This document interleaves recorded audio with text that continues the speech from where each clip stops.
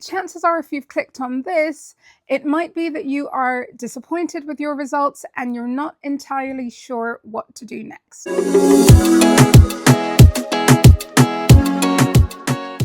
Hey, I am Gina Vistrom. I'm a career coach and consultant, and I am doing this video today to support those of you who are receiving your level 3 results. And that includes your A-levels, your BTECs.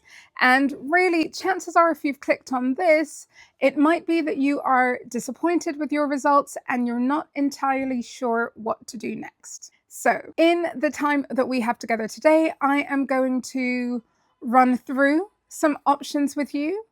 And also, I'm also here to commiserate with you, because I know that when you feel disappointed about your results and you potentially don't get into the uni that you wanted to go to, or maybe you miss out on the apprenticeship opportunity dependent on what it is that they wanted, I know that can feel really disappointing, because what you might need to do is change your vision of what comes next. But I can assure you that is entirely possible to change your vision and or to change your timing, right?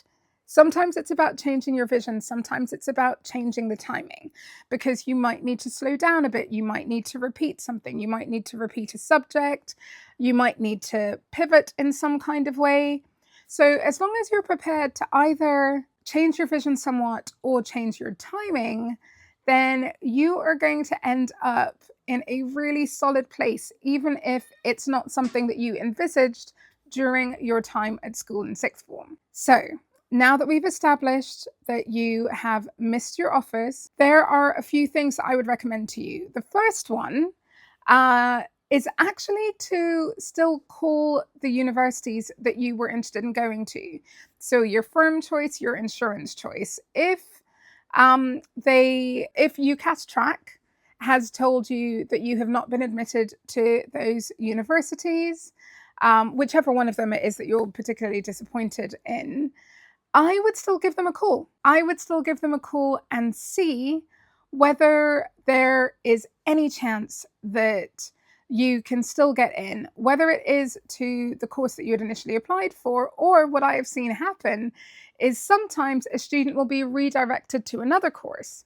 And if it's something that you might be interested in doing, then that becomes a great option, right? You still go to the university that you wanted to go to, but you're doing something that remains aligned, even if it's not the same thing, then great, right? You lose absolutely nothing by making that phone call. The worst case situation is they say what you already suspect, right? That you're not in, and you won't be able to go there, right? So that is the worst case scenario if you call. So that is the thing that I would say is give that university a call, the one that you just kind of feel like, oh, that one got away, right? Give them a call and see whether anything can be arranged with your initial choice or with something else.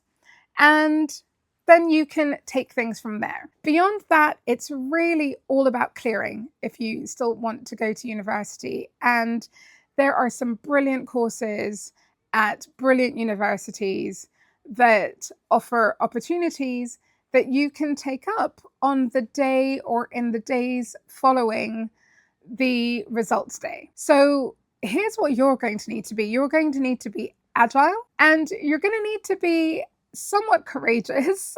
So there are people at universities up and down throughout the UK who are there to support with clearing. And the results day is going to be one of the most active days, but actually the clearing process happens over the course of a number of weeks. It was open, I think, from the 5th of July, I want to say, but of course it becomes most active when students receive their actual results.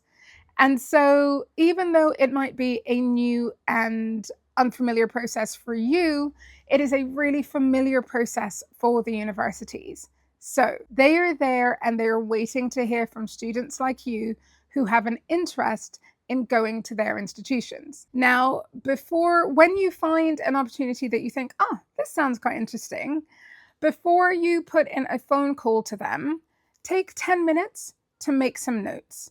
And not notes on your phone, because you just want to be able to be on your phone, like notes in a notepad or a piece of paper or whatever it might be.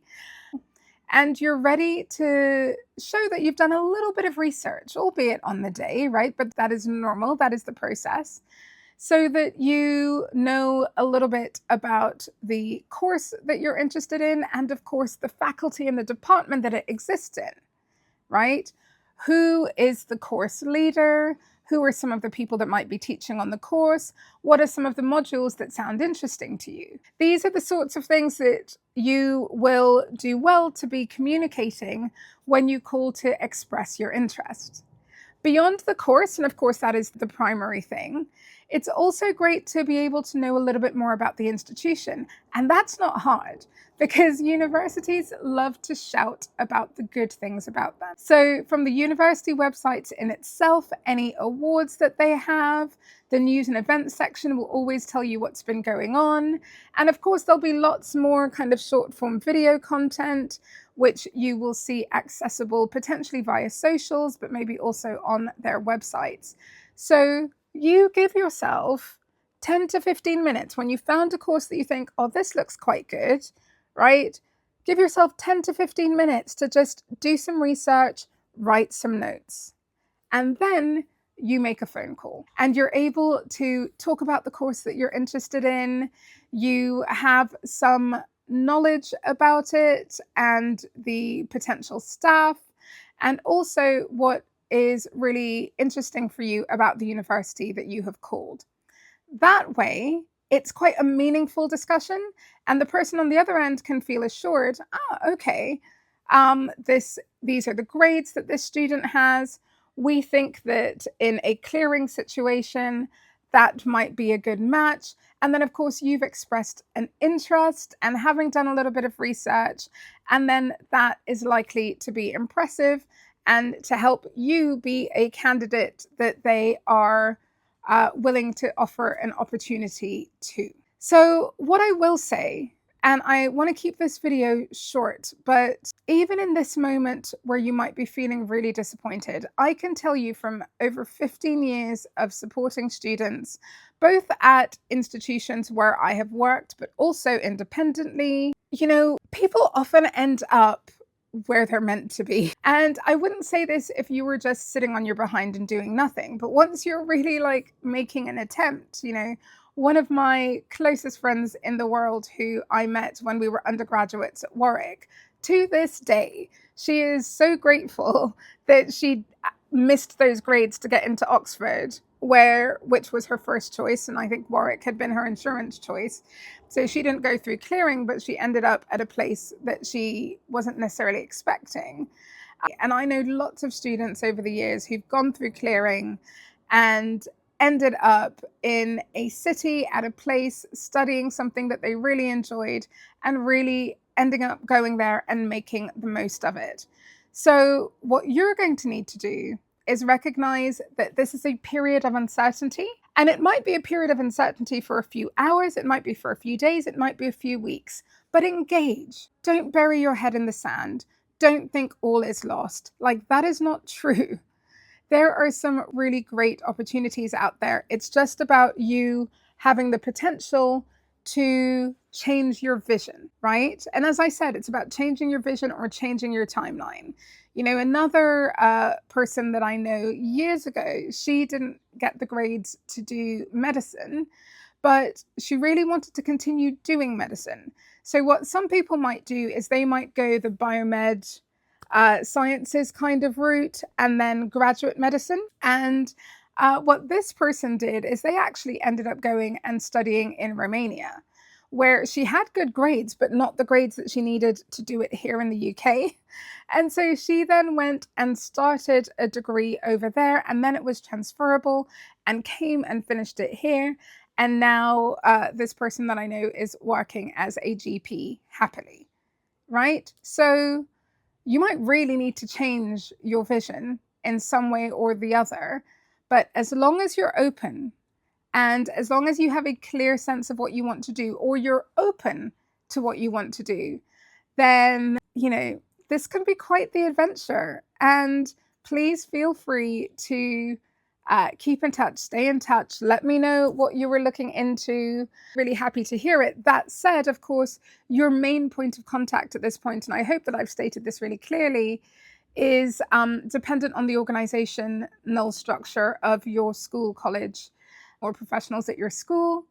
It might be your head of sixth form, it might be your tutor, right? There will be support, and much more visible if you are communicative, right?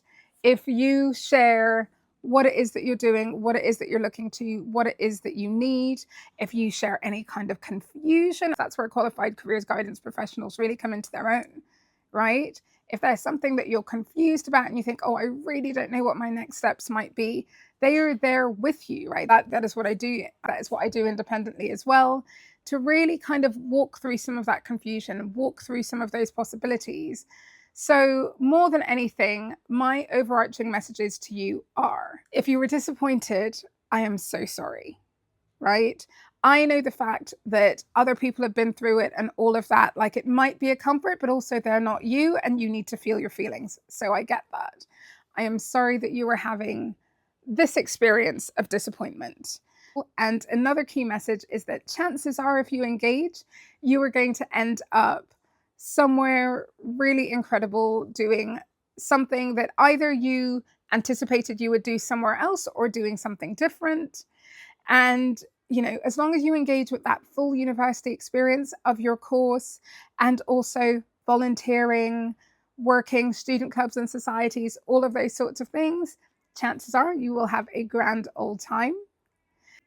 Changing your vision is possible. And yeah, there is, so I wanted to say there is something out there for you. There is more than one thing out there for you. Really connect with your qualified careers guidance professionals, communicate with your school.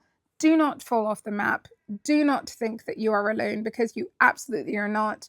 If you've got very supportive parents and all of that, do keep communicating with them, of course. But make sure that you are connecting with whatever your educational institution is, because there will be support there. Now, if this has been helpful for you, please feel free to let me know. If you want to explore if I can help in any way, then please do. And if you are a parent watching this and you think, actually, this is some of the support that I would love to keep having, then please do check out around this video, because I've got a new membership for parents who want to support their young people and want to be able to sort of keep on top of things in a helpful but not a kind of helicoptering sort of way. I will be doing sessions, the teens and the students involved as well. So loads more information about that somewhere here, but most importantly for now, really best of luck with your next decisions. Enjoy that next adventure. Ride through the uncertainty, but then you will know where you are going to be going. And then it's all of that kind of end of summer, early autumn excitement as you move towards your next step, whether that's a gap year, university, all of those sorts of things. Okay, take care of yourself, and really well done. And you've got this. Bye. Enjoyed this video? Don't forget to like, comment, subscribe, and make sure that you come back for another video soon.